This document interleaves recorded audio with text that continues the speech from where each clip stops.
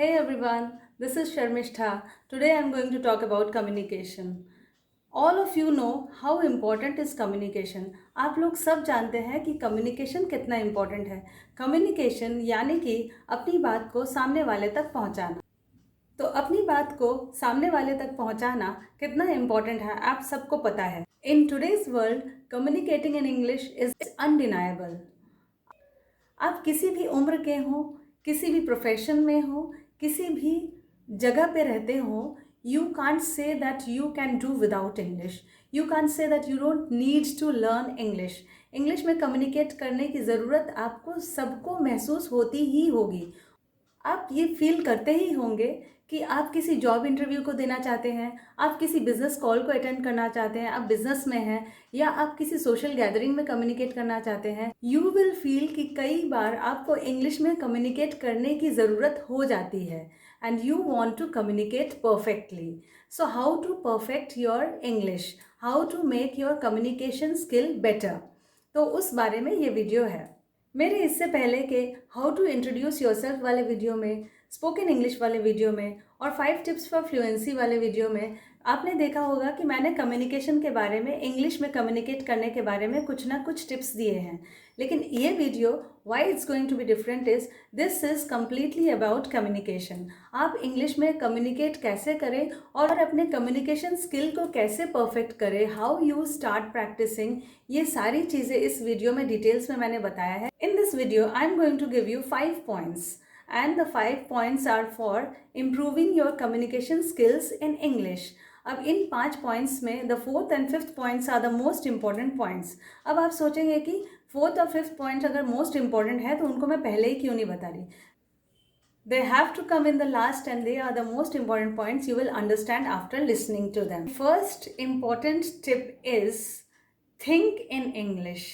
सोचिए, इंग्लिश में सोचिए. I am going to give you some examples like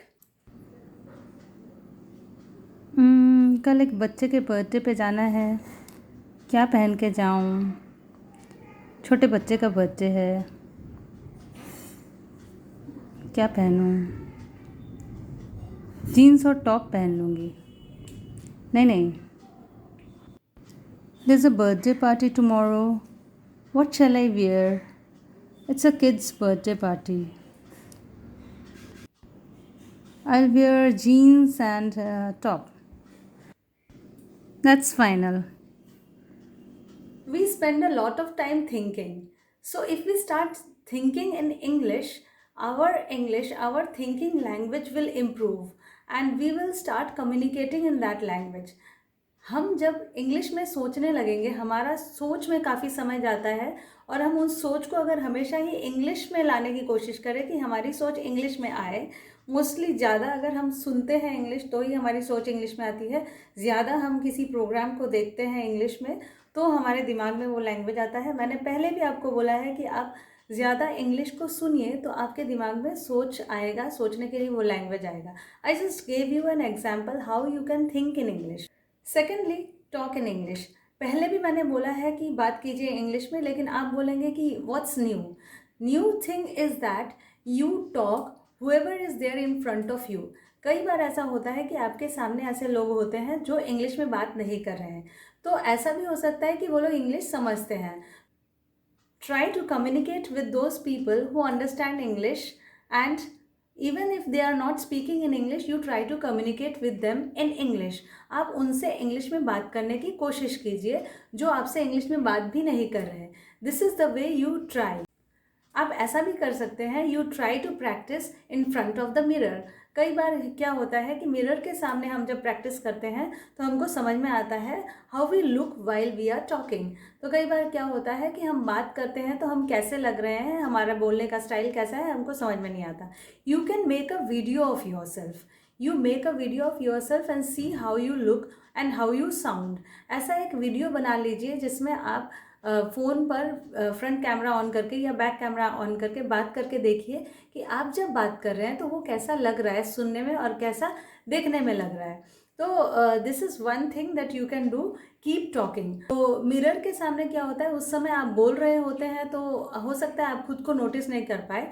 you can make little videos of your self, अपने videos बना सकते हैं, अपने बारे में कुछ बोल सकते हैं इंग्लिश में और देख सकते हैं बाद में कि वो कैसा लग रहा है। तीसरा बहुत इंपॉर्टेंट पॉइंट है to listen to people who are talking to you. जो भी आपसे बात कर रहे हैं आप उसकी बात को ध्यान से सुनिए। तो अभी मैं ये नहीं बोल रही हूँ कि आप सुनकर सीखिए इंग्लिश, वो इसलिए नहीं बोल रही हूँ क्योंकि ये बात मैं कई बार बोल चुकी हूँ कि किसी भी भाषा को हम सुनकर ही सीख सकते हैं, आप सुनकर इंग्लिश को सीखिए। अभी मैं ये बात नहीं बोल रही हूँ, अभी मैं बोल रही हूँ कि सुनिए कि वो क्या व्यक्ति बोल रहा है, वो व्यक्ति क्या बोल रहा है। It's very important to answer properly if you listen to that person properly. Communication मतलब अपनी बात को, अपने पॉइंट को सामने वाले व्यक्ति तक रखना, अपने बात को अपने सामने वाले व्यक्ति तक पहुंचाना। अगर आप सामने वाले की बात ध्यान से नहीं सुनेंगे तो आप रिलेट कैसे करेंगे कि किस टॉपिक पे बात हो रही है। तो first relate to the topic and then try to speak in English.